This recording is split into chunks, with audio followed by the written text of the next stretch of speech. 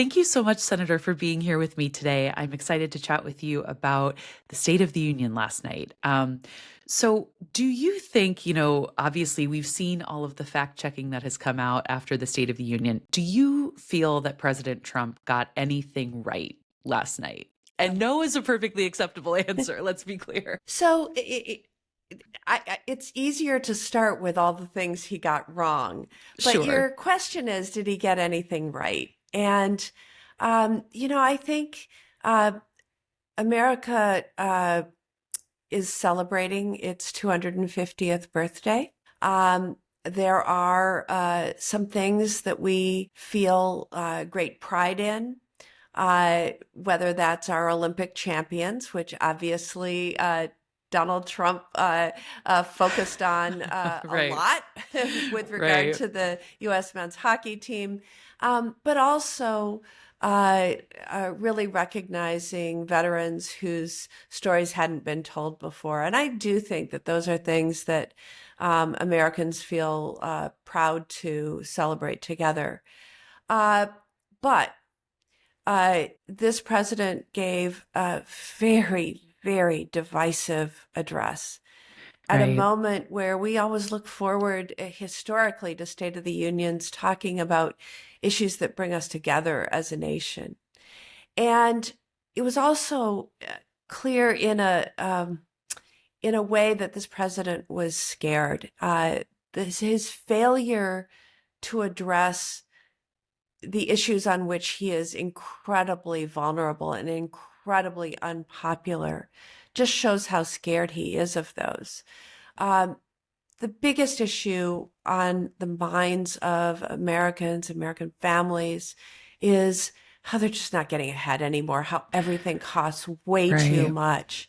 And he spent just a couple minutes on affordability and mostly mocking the idea of how spread thin Americans are by saying that affordability is some Democratic hoax. Yeah. That's not the reality of the people who I represent in Wisconsin. Right. And the other thing he didn't mention at all was ICE. Yeah. Fascinating that he didn't bring that in And I whatsoever. think he understands that when he has this rogue, lawless agency that has killed 2 U.S. citizens, that is roaming residential neighborhoods with masks and big arms and not identifying themselves and not being held to account, that is un-American. And he failed to acknowledge any of that. I guess the other thing, and this relates back to the affordability issue, is that the Supreme Court just struck down his tariffs. And that Yeah. has been a component of making things unaffordable for families, for small businesses, for farmers, for manufacturers, threatening our economy. And he had an opportunity to sort of gracefully back out of his most unpopular policy and instead double down. I think Right. this guy is afraid. Yeah, absolutely.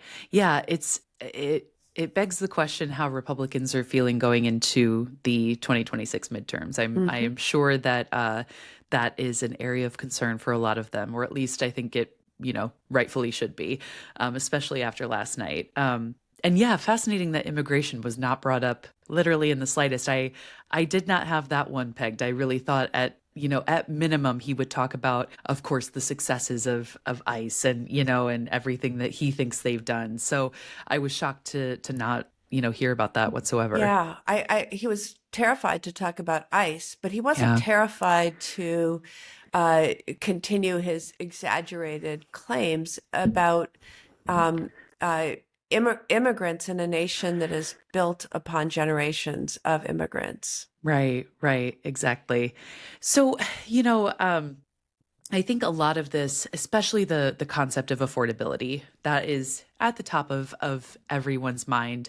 Um, I think that is something that a lot of Americans are wondering, well, what is going to impact me on a day-to-day basis? What policy could be passed this year that could, really positively impact our wallets? So what do you think that policy could be? Is there a policy that if passed this year would materially change someone's monthly budget of, the average working American? Right. Well, it's said that Trump's tariffs cost the average family in the United States $1,700 last year. Wow. So obviously, figuring out a way to stop this president's lawless overreach on tariffs will have some immediate positive relief for American families, for our farmers, for our small businesses, for our manufacturers, all of whom are experiencing tariffs in different ways, whether it's the cost of their inputs or the elimination of their export markets so that they don't have places to sell their goods because of the trade wars that are going on. So that's clearly one. I think there's another one that Democrats have been talking about and proposing really workable policies on for a while that the president, I think last night, acknowledged were right, and that's with regard to housing. So Yeah. not every American has housing struggles, but most do. And what Yeah. do I mean by that? Everyone sees rents going up for those who are renters. But the housing stock is so constrained for all sorts of reasons that we have seen in this last year the average age of a first-time home buyer go up to 40. I mean, that's Wow. unbelievable. You think Yeah. about the American dream, and part of the cornerstone of the American dream is being able to buy a house. Yeah. And anyways, so the president has stolen a page from something we've been working on for a long time, which is trying to stop corporations from gobbling up housing stock and making it unavailable for home buyers. And oftentimes then becoming sort of like corporate out-of-state landlords not maintaining their housing stock and jacking up rents without maintaining the properties.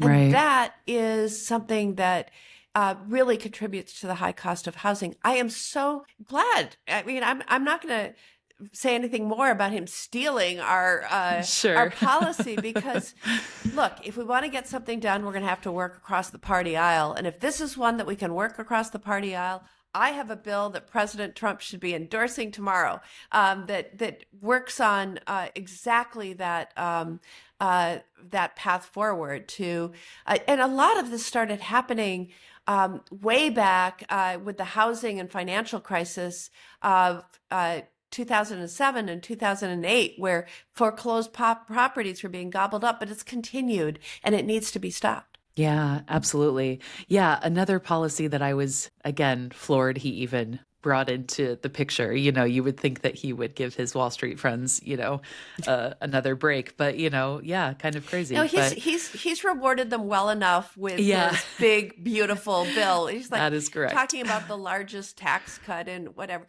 Yeah, the largest tax cut for millionaires and billionaires. Right. But in that signature tax bill of Donald Trump's, you would think the centerpiece would have been a working family tax cut to allow them to afford their health care premiums in the Affordable Care Act. And that was Right. totally absent from that bill.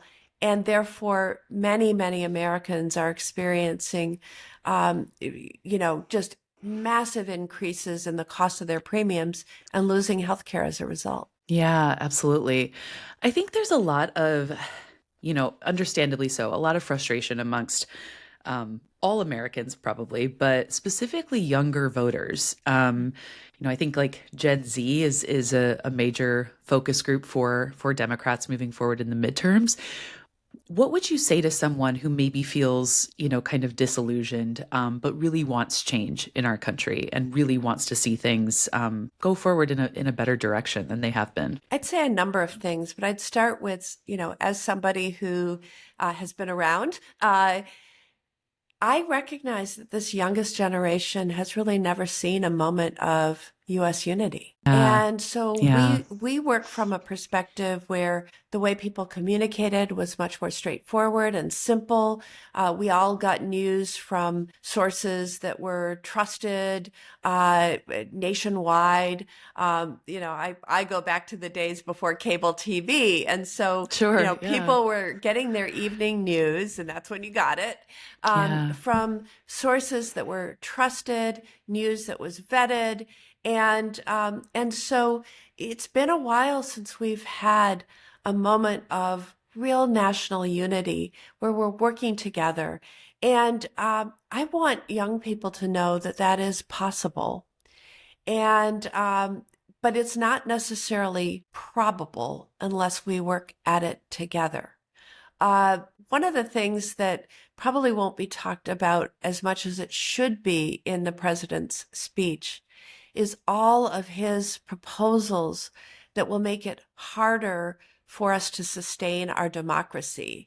He talked about Yeah. certain voting measures that would really make it so much harder for Americans who want change to get to the polling place and to actually have their vote registered and counted.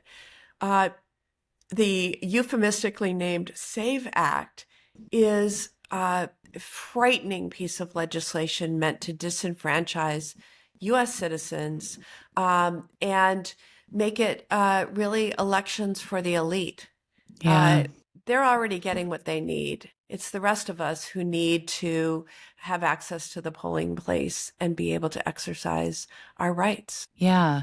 I think, a follow-up to that maybe would be, what would you encourage the everyday working American to be doing right now? I think in a time when it feels really heavy and polarized and everybody is exhausted and everybody's just trying to get by, what are some things that the average everyday American can do to feel like maybe they have some sense of control? No, I think I I'll give you a quick example that's really relevant. When ICE surged in Minnesota, in Minneapolis, um, a lot of folks started organizing neighbor to neighbor.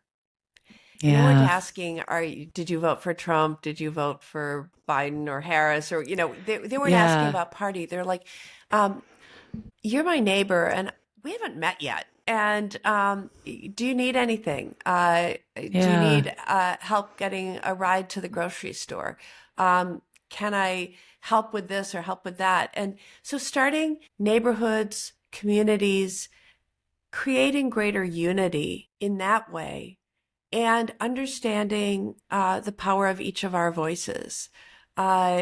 I think all of those are really important at a time like this. I mean, I can't remember in our lifetimes a time when you had a, a a president who is trying to threaten our democracy in the way that this president is. And the Yeah. way we fight back are multiple. You do it in the courts, you do it in the Congress, you do it in our communities, and you do it in states and localities. And so we got to make sure that those institutions remain strong at this point. Yeah. I was just talking yesterday with Representative Sarah Jacobs from California, and I said, I saw an Instagram post that said that this account thinks that the word of the year is going to be neighborly for Mm, 2026. And I I said, like that.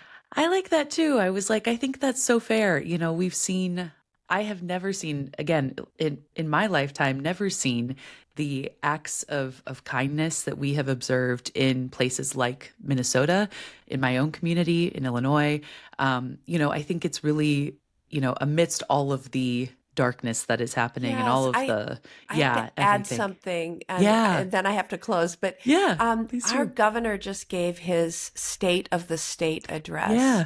and every year he declares the year to come, the year of something. It was the year of the child, the year of mental health. This year he declared this is the year of the neighbor. Yeah. Oh, I love that. Yeah, Yeah. that's amazing. So I think a lot of people are in agreement with you that, community at the local level, community and building that community and taking care of our neighbors is the one thing right now that we do have control and agency over. So I appreciate that.